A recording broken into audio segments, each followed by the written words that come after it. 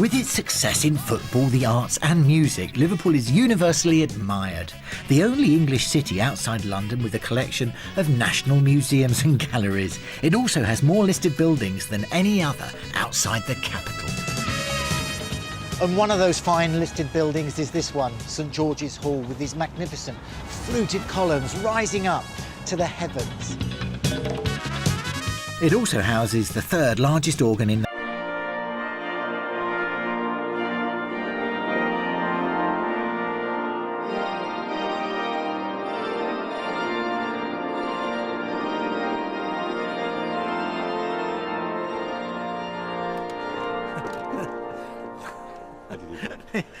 That is so loud, but it's such a full sound. It is indeed, yes. Ian Tracy, now you are the Liverpool City organist, so yes. You're the best person to tell me about this amazing instrument and its association with this building. Yes, the organ was put here really as the great sort of feature of the building. The building was really built to house a music festival which went on every 3 years, not even every year. And the organ was sort of central to that because thousands of school children would sing to the organ accompaniment. And Mr. Best, who was the first city organist, had a series of organ recitals here for a week, which one finds from city archives that were with packed audiences each time. And he would literally play all the great orchestral repertoire single-handedly on this instrument. So it was a sort of one-man band. Yeah. It's beautiful. It's stunning, yes, and a piece of Victorian architecture and Victorian engineering, yes, indeed. I mean, it's colossal. It is colossal. It occupies the whole north end of the hall. How many pipes are there? 7,737 pipes. No two the same. They're all different and all handcrafted. Yeah. So what makes a Henry Willis organ so special? There's an opulence in the sound, I think. And we have the Anglican Cathedral, the largest organ in the country, and that's also Willis. And the second largest organ in the country, the Albert Hall in London, is also Willis. And we're just fortunate the city obviously was quite opulent in those days and had plenty of money, and so we have two of the greatest in this one city. Well, it sounds wonderful. I think I'm going to have to let you play something else. A few more bars. Yes, definitely. Henry Willis and Sons were regarded as the leading organ builders of the Victorian age, a time when civic and religious commitment led to the building of many town halls, palaces, cathedrals and churches. These days the firm occupies a location in the centre of Liverpool, and the order books still remain full as the company continues to handle commissions worldwide. Henry Willis is a family business dating back to 1845. Founded by Henry Willis, it went on to be run by 3 generations of Henrys until 1997, when David Wilde took over the business. Ian was telling me it's the tonal quality of the Willis organ which really sets it apart from any other. How do you go about making one of the pipes? Everything's done by hand, entirely by hand. We start off with ingots of tin and lead. That's then cast into sheet on a stone bench. So you get it down to sort of, what, about 3 millimetres? We can go from about 1 millimetre up to about 5 millimetres. Okay. The metal then has to be scraped. And that does actually improve the way that the pipe speaks, because it means that the waveform up the inside of the pipe is not going to be interrupted by the surface of the metal. Exactly, that's what I was trying to get at, really, if it was bouncing around. But that's on the inside. Okay. We go from this to the rolling up of the body.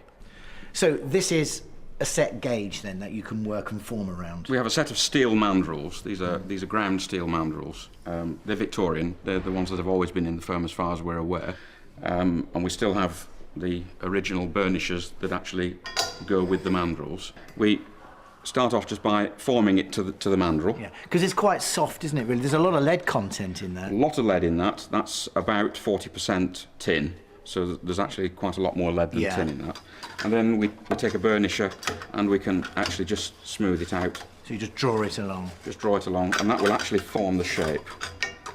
Then we solder both sides of that joint then together.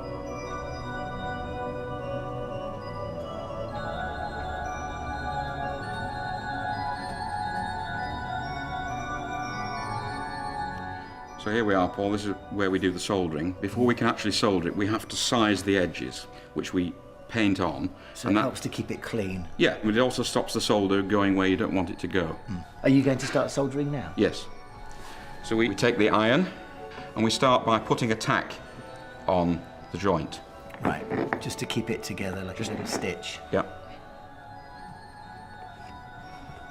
You'll be good at plumbing at home. I'm not at all good at plumbing at home. That was very clever, that was very good. And then we start filling in.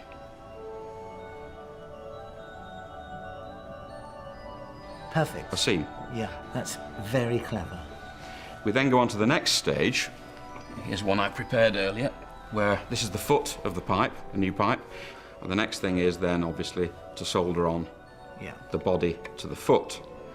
At this point, the metal hand would actually open a slot in the mouth there to make the mouth, so that when it goes to the voicing shop from the metal shop, the voicer can actually get the end of the knife in to cut the pipe up, because we have to cut the mouth up in order to make it speak.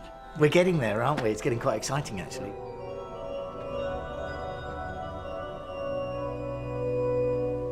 So we're now in the voicing room. Show me how you make this speak. Well, this is a pipe we're going to voice, and we would start by marking where we're going to cut up the mouth to make the mouth higher. But you've put these two little flanges on. Those are called ears. Okay. And it actually strengthens the pipe there. Because you're weakening it by cutting the mouth in. Yeah. This is the voicing knife, which is quite short and therefore quite strong, very stiff. Yeah. So we put this in the chuck and we start just cutting away.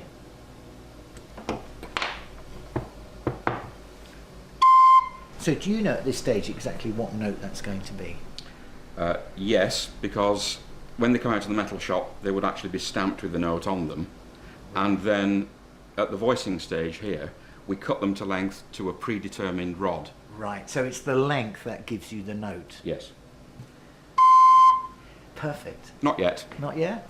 Now we have to move over to the voicing machine. Sounded a good note to me. It's a fairly good note. And if we need to make that louder, then we open up the tip. So we would either use a knife or a gauge. So you just make that aperture slightly bigger? Yes, and you have to chamfer the edge as well to try and keep any turbulence at bay.